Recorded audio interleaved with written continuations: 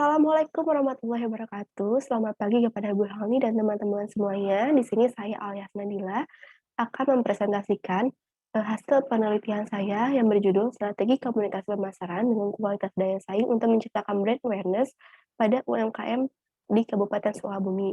Studi kasus yaitu kerajinan tanduk. Nah, sebelumnya saya akan bercerita mengenai gambaran umum objek penelitian. Jadi, ketika seseorang yang memiliki keterampilan dan kreativitas yang tinggi melihat barang yang tidak berguna atau limbah, itu mungkin akan diolah dan dimanfaatkan menjadi nilai yang berjual tinggi. Contoh saja yaitu ada kerajinan tanduk.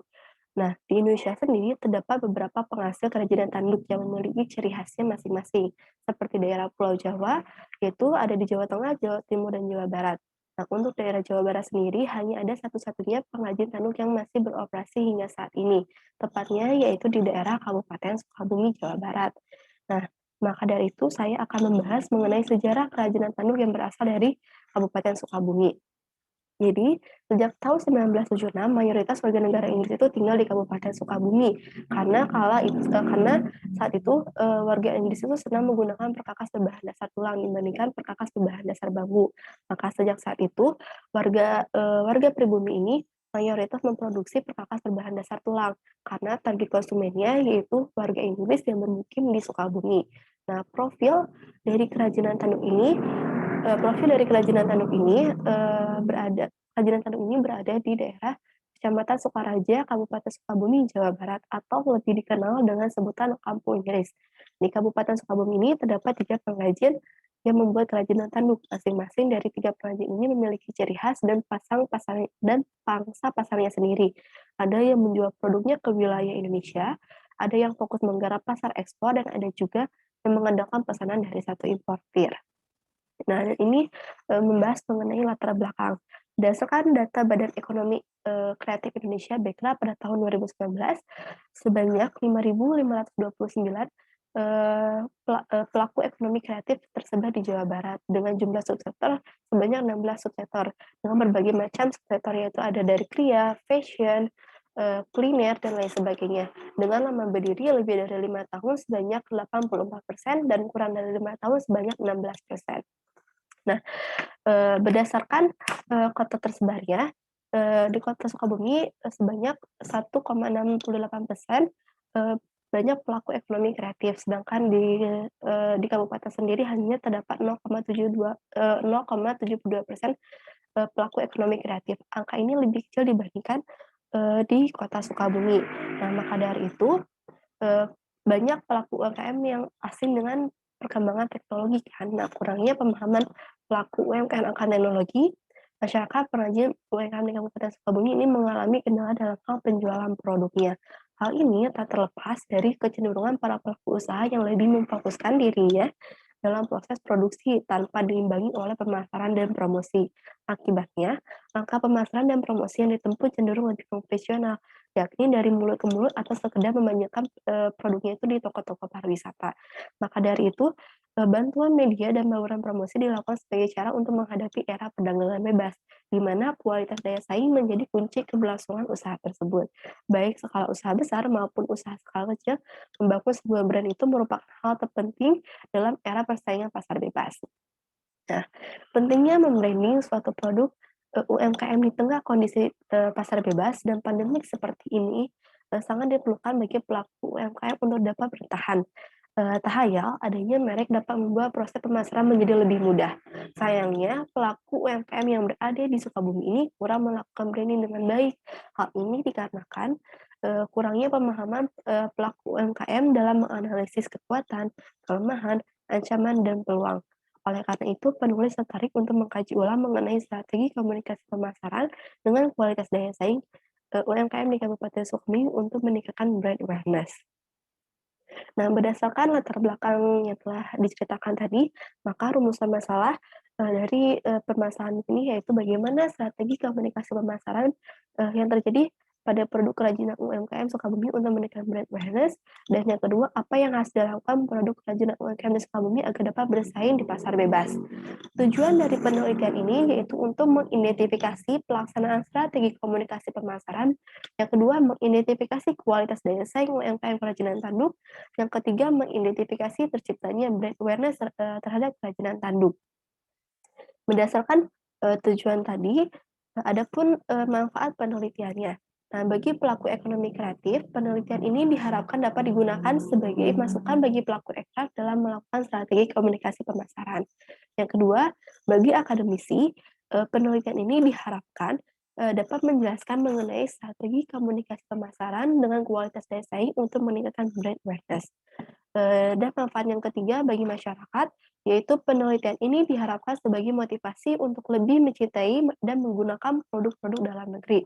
Dan bagi pelaku UMKM, penelitian ini diharapkan dapat meningkatkan brand awareness terhadap produk UMKM. Nah, selanjutnya yaitu ada, eee bab 2 mengenai tinjauan pustaka. Nah, teori-teori yang diambil dalam penelitian ini yaitu ada 3. Yang pertama yaitu ada komunikasi pemasaran. Nah, komunikasi pemasaran, ini dikutip, dari pendapat M. Anwar Firmansyah tahun 2020, halaman 2, komunikasi pemasaran adalah sarana di mana perusahaan berusaha menginformasikan, membujuk, mengingatkan, konsumen secara langsung maupun tidak langsung tentang produk dan merek yang mereka jual. Kemudian pendapat lain, yaitu menurut Sudaryono tahun 2016 halaman 191 menjelaskan bahwa bauran pemasaran didefinisikan sebagai suatu strategi yang dilakukan oleh suatu perusahaan yang dapat meliputi penetapan strategi pemasaran dan mengetahui serta menghasilkan pelayanan produk yang memuaskan bagi target pasar guna menarik konsumen untuk melakukan pembelian. Dan pendapat terakhir yaitu menurut Tengku Firly tahun 2020 halaman 12 terdapat 4 komponen dalam pemasaran terdiri dari 4P, yaitu ada produk, price, place, dan promotion. Nah, teori yang kedua yaitu ada daya saing UMKM. Nah, globalisasi atau pasar bebas atau disebut dengan free trade merupakan suatu fakta yang harus dihadapi oleh seluruh negara di dunia, baik pertukaran dalam segala bidang, perdagangan, informasi, ataupun jasa. Semua mudah melintas batas negara dengan bebasnya.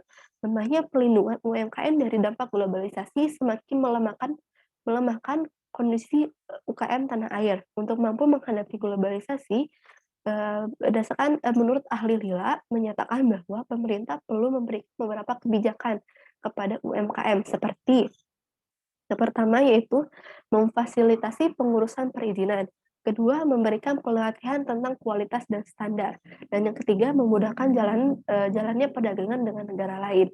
Dan yang ketiga yaitu ada teori mengenai brand awareness. Menurut Susanto dan Arifin tahun 2020 halaman 111, kesadaran merek atau brand awareness merupakan kesanggupan konsumen atau calon pembeli dalam mengenali dan mengingat akan merek dari suatu produk jasa bahwa merek tersebut merupakan bagian dari kategori produk tersebut. Brand awareness memiliki beberapa tingkatan dari tingkat yang paling rendah, yaitu unaware of brand, sampai dengan tingkat yang paling tinggi, yaitu ada top of mind. Selanjutnya ada kerangka pemikiran dan hipotesis. Inti dari komunikasi pemasaran adalah bagaimana produsen dapat menjangkau konsumen secara efektif sehingga terjadi perubahan sikap terkait dengan keputusan dalam pembelian suatu produk. Nah, berdasarkan teori-teori yang telah dikemukakan tadi, maka kerangka pemikiran di sini yaitu ada tiga variabel. Yang pertama ada variabel X1 dan variabel X2. Variabel X1 yaitu terdiri dari strategi komunikasi pemasaran, dan variabel X2 yaitu ada tingkat kualitas daya saing UMKM, dan variabel Y-nya yaitu ada brand awareness. Nah, berdasarkan kerangka pemikiran tersebut, maka dilakukan hipotesis. Yang pertama yaitu ada H1, diduga terdapat hubungan strategi komunikasi pemasaran X1 dengan kualitas daya saing X2.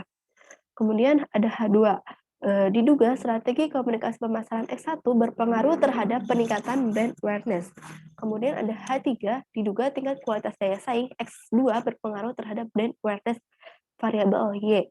Dan H4, diduga strategi komunikasi pemasaran X1 dan kualitas daya saing X2 berpengaruh terhadap peningkatan brand awareness variabel Y.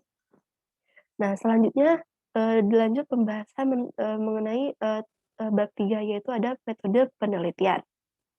Nah, berdasarkan tujuan penelitian, di sini peneliti melakukan penelitian deskriptif. Deskriptif di mana jenis deskriptif ini di mana penelitian ini menggunakan strategi penelitian studi kasus sebagai objek penelitiannya. Kemudian berdasarkan metodologi penelitian ini menggunakan metode kuantitatif, artinya semua data diwujudkan dalam bentuk angka dan dianalisis berdasarkan analisis statistik. Kemudian berdasarkan waktu pelaksanaannya, penelitian menggunakan jenis longitudinal. Di sini penelitian melakukan pengamatan pada periode 23 Mei 2021 hingga 30 Mei 2021. Selanjutnya yaitu ada operasional variabel.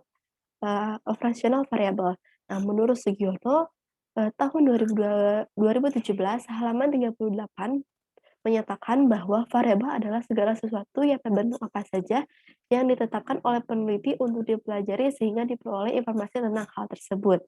Nah, kemudian nantinya akan ditarik kesimpulan. Dalam penelitian ini ada dua variabel yang digunakan, yaitu ada variabel independen dan variabel dependen. Variabel independen yaitu terdiri dari variabel X1 dan variabel X2. Variabel X1 yaitu ada strategi komunikasi pemasaran dengan indikator place, people, process, price, product, promotion, dan physical evidence dengan butir 1 sampai dengan 10 dengan skala ordinal. Kemudian X2 yaitu ada kualitas daya saing dengan indikator rasa cinta, produk lokal, awareness, dan confidence dengan butir 11 sampai dengan 14 dengan skala ordinal. Dan selanjutnya ada operasional variable terikat, yaitu ada variabel Y, yang dimana itu ada brand awareness. Indikatornya yaitu ada unaware of brand recognition, brand recall, dan yang terakhir ada top of mind awareness. Nah, butir 15 sampai dengan 20 dengan skala ordinal. Selanjutnya di sini dalam penelitian ini terdapat 7 tahap penelitian yang bermula dari identifikasi permasalahan dan tujuan, rumusan masalah, studi literatur, akuisisi data, analisis data output, validasi, hingga tahap terakhir yaitu ada kesimpulan dan saran. Nah, dalam penelitian ini juga populasi dan sampel yang diperoleh yaitu yang pertama populasi. Populasi ini tuh diperoleh dari pelaku UMKM kerajinan tanduk yang berada di Sukabumi yang berjumlah 3 pelaku usaha dengan total pekerja 20 orang serta masyarakat yang tinggal di Sukabumi. Kemudian sampel ini diambil dari pelaku pengrajin UMKM yang bergerak lebih dari 5 tahun yang dianggap mampu mewakili karakteristik populasi. Sampel yang diambil adalah pelaku UMKM kerajinan tanduk yang berada di sentra Kampung Inggris, Kabupaten Sukabumi. Selanjutnya ada pengumpulan data dan sumber data. Di sini data diperoleh dari data primer dan data sekunder. Data primer yaitu berasal dari hasil penyebaran kuesioner dan wawancara langsung kepada pelaku dan pekerja pengrajin tanduk Sukabumi serta masyarakat yang tinggal di Sukabumi. Dan data sekunder diperoleh dari sumber buku dan penelitian sebelumnya. Kemudian selanjutnya yaitu ada uji validitas dan reliabilitas. Nah, uji validitas menurut Hussein Umar, untuk menguji validitas instrumen dalam penelitian ini dapat digunakan analisis koefisien pengaruh produk moment present yang nantinya akan menghasilkan koefisien pengaruh persen antara item instrumen yang digunakan dengan variabel yang bersangkutan. Nah, langkah berikutnya menentukan nilai validitas. Jika nilai koefisiennya lebih dari 0,3, maka akan dikatakan valid. Dan jika kurang dari 0,3, maka akan dikatakan tidak valid. Kemudian ada uji reliabilitas. Nah, di sini di mana sejauh mana hasil pengukuran dengan menggunakan objek yang sama akan menghasilkan data yang sama. Derajat koefisien reliabilitas yang bergerak dari 0 sampai dengan 1. Jika koefisien semakin mendekati 1, maka semakin reliable. Dan jika menjauhi angka 1, maka tidak akan reliable. Nah, selanjutnya yaitu ada teknik analisis data. Di sini teknik analisis data menggunakan 3 teknik. Yang pertama yaitu ada analisis deskriptif presentase, di mana analisis ini digunakan untuk mendeskripsikan presentase dari variabel bebas, yaitu strategi komunikasi pemasaran X1, tingkat kualitas daya saing X2, serta variabel terikat yaitu brand awareness, variabel Y. Kemudian uji determinasi untuk mengetahui seberapa besar pengaruh variabel strategi komunikasi pemasaran dengan kualitas daya saing terhadap brand awareness, maka dapat dilakukan analisis menggunakan koefisien determinasi.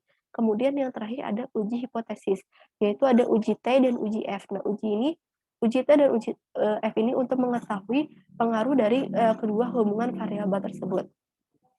Sekian dari presentasi saya, mohon maaf apabila ada salah kata. Wabillahi taufiq wal hidayah. Wassalamualaikum warahmatullahi wabarakatuh.